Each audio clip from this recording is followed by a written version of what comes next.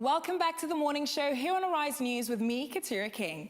Now, my next guest is the founder and CEO of LSF PR, a full-service public relations consultancy with core competencies in corporate communications, consumer and lifestyle brands. As the boss, Bidemi Zakariyau handles the day-to-day management of LSF PR and currently leads her team in creating communication strategies for the consultancy's clients. She's actively involved in advising clients on critical communication strategies and issues, and her work has included advising international corporations on entry strategies into the Nigerian market and ongoing corporate reputation building efforts. She recently founded and is the head of business development at the Lux Digest, which is a Pan-African luxury content platform. And in 2015, she was recognized as one of the leading female entrepreneurs under 25 in Nigeria by SME 100 and granted the Future Awards Africa 2016 prize for media enterprise. Further to that, she was recently recognized as one of the 100 most influential leading ladies in Nigeria. And the accolades don't even stop there, because Bidemi is also a member of the Nigerian Bar Association and the Nigerian Institute of Public Relations, as well as being a board member of Relay Art Gallery. Are you as inspired as I am? Well, get ready for more.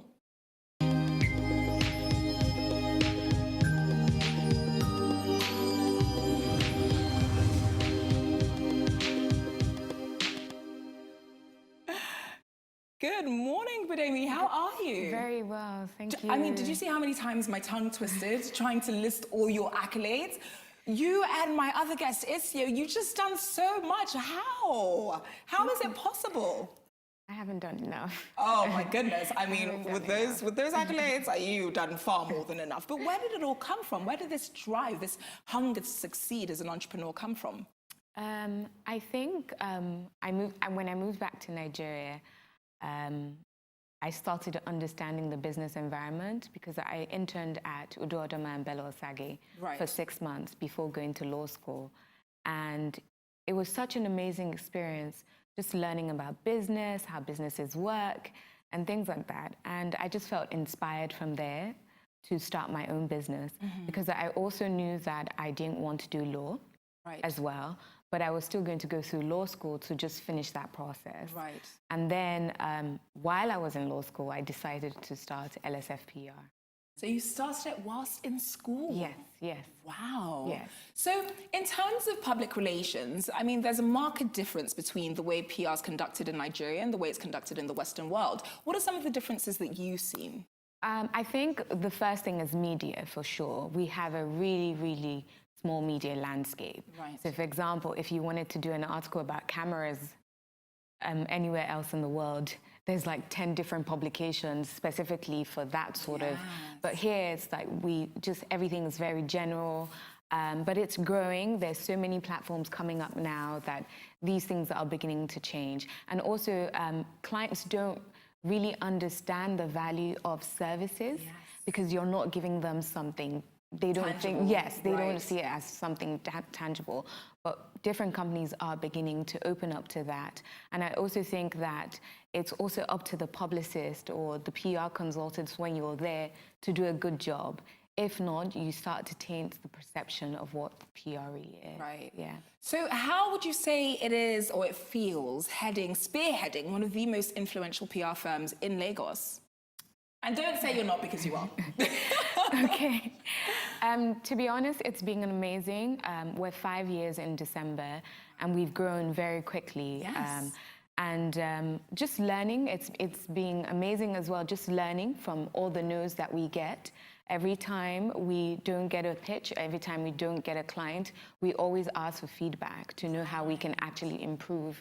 Because if you don't know what you're doing wrong, then how are you going to learn? Absolutely. So that's been really helpful as well. And just being focused at all times and just knowing that you have a clear vision and no matter what happens, you're just going to keep on going. Absolutely. Now, what would you say are some of the common mistakes that either brands or corporate entities or even just individuals that are looking to start out in the corporate landscape, what are some of the mistakes that they make that hurt their either online presence or even just the building of their brands? I think that people always look at the outside and not internal. Right. And there's a huge communication gap as well. So are you actually communicating to your consumers, it's very important to understand who your stakeholders are. And it's also very important to know how you're going to communicate with the different stakeholders. So you might be communicating well to the media, but your consumers, you're not communicating well to them as well. So you have to look at all your stakeholders and make sure that you're communicating very well. That is internal and external. Yeah. So let's shift gears a little bit here. Now, you are also a cover girl, aren't you? How did it feel for you when you landed your first magazine cover? I wasn't expecting it. I didn't think that I'd done enough. Right. I don't think most people ever feel they've done enough. So to be called to do a cover, you look gorgeous on it, by the way. Thank you. I was very, I was very nervous about that. I was very nervous about that. And that's the second one. My goodness, 2 covers. Wow, and all of this for enterprise and for, being an entrepreneur. So you're really being celebrated for what you've done. How does that make you feel? Well, to be honest, I don't really look at that. I think that all these things just come from working hard. And if you don't, people tend to see, because you're sort of just sitting down, working and working. And then it's like, someone's like, oh, we would like to recognize you for this. I'm like, what? What are you saying? Yeah, so I don't think that's anyone's main focus, to be on a magazine cover. I think those are things that just come through the process. Yeah. Amazing. And you are often called to speak at certain panels. So you recently spoke at the Social Media Week panel. We have a few other images of you speaking at various panels across the country. Is that your own way of giving back, sort of educating people on how to build better brands? I think that when I'm called, especially to schools and to young girls, I do love to do that, especially. But we've sort of, I started a career development program. Right. For LSF, because we've just noticed that, there's a huge unemployment problem, but there's also a huge number of people, a large number of people who don't have the skills to get employed. So we narrowed down to the worst sort of CVs that we got. Because if you can't scale through that first phase, you're never going to get the call. So we got all these people together, started training them. Look, it's not really about, besides your CV, what do you do while you wait if you're not getting a job? So training is part of what I love to do. That's amazing. And we can see some pictures with you with children. Look at the way she's smiling as though she's met her idol. My goodness, that is adorable. So you seem to do a lot of charity work as well with regards to that. Talk to me about visiting these kids at school. I think this was part of the Future Awards. Right.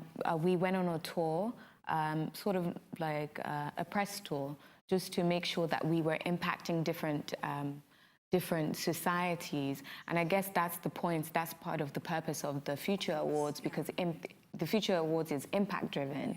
So they also wanted to make sure that, okay, we're not just giving you this award, but you also have to give back. So we went on a tour to different schools, and that was part of it. Yeah. Amazing. Now, speaking of impact, what sort of impact do you think that you want to be remembered for? Well, I just want to be able to give. I want people to be able to learn from me, learn my mistakes and not have to make those same mistakes. I'm very particular about women and just fighting for women's rights and equality. That's really, really important to me.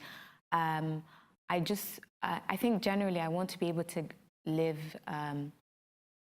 a life that is impactful. Also, even if it's with the Lux Digest or with LSFPR or working as an individual, to just be able to help people. Yeah. Well, you're definitely being celebrated for it because you're doing a phenomenal job. Now, Facebook is recognizing you. You're getting awards left, right, and center. Tell me about this visit to Facebook. This was for Facebook. It was a talk about women in entrepreneurship, and for International Women's Day. So that was really exciting, and it was in partnership with She Leads Africa. Wow. Yeah. My goodness. So then, when you get called for these sorts of things, what goes through your mind? Because you're very young. I mean, I'm not going to reveal her age, guys, but she's very young. So I'm just so impressed when I hear all the things that you've done. It's amazing. Thank you. How do you feel when you get these phone calls and people are telling you, you know what, you are in the top 100 women in enterprise and media in the country? How do you feel? I think the first thing, like, oh my God, what? Are you sure? That's always my first reaction. I think I'm also very grateful to be recognized for these things as well, because you're just working and you don't really know that there are actually people observing, people are watching, and people are sort of following your journey. So just there working, it's like someone calls you like, oh, you've been nominated for this. I'm like, okay, thank you. And when I get called, I'm usually very nervous because I know I have to deliver and there are people who are coming to feel inspired. But yeah, I've been taking everything one step at a time. And one step at a time you have been. Now, you recently went to Venice for the Biennale. We mentioned that you are a board member at Relais Art Gallery. So talk to me about being able to spearhead and champion and really show the world, showcase Nigerian art to the world at such a prestigious event. I think that was really amazing because this was Nigeria's first time in the 57th year, and that's doubled the number of years because it's a biennale.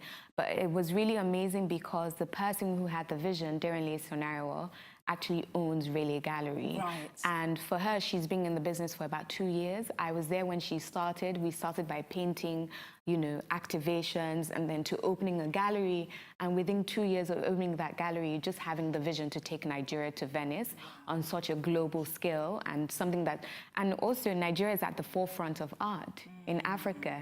And it's been really poor that Nigeria had no representation. Absolutely. So it was a really big deal.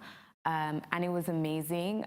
It's still ongoing till November. And it was just amazing to be a part of that team that took Nigeria first. And I hope that it continues. Oh, my goodness. Well, long may it. Bidemi, how do my viewers keep in touch with you, stay up to date, get involved and interested in anything that LSFPR has going on via social media? My general, so Facebook, Twitter, Instagram, Facebook, it's all Bidemi Zakariyau, no space included. Fantastic. Yeah. So we can get you on everything. Yes, Instagram, yes, Facebook, LinkedIn, Twitter. Yes, Bidemi Zakariyau. I love that. Nice and, you know, you kept it all very simple, very clean. I have to.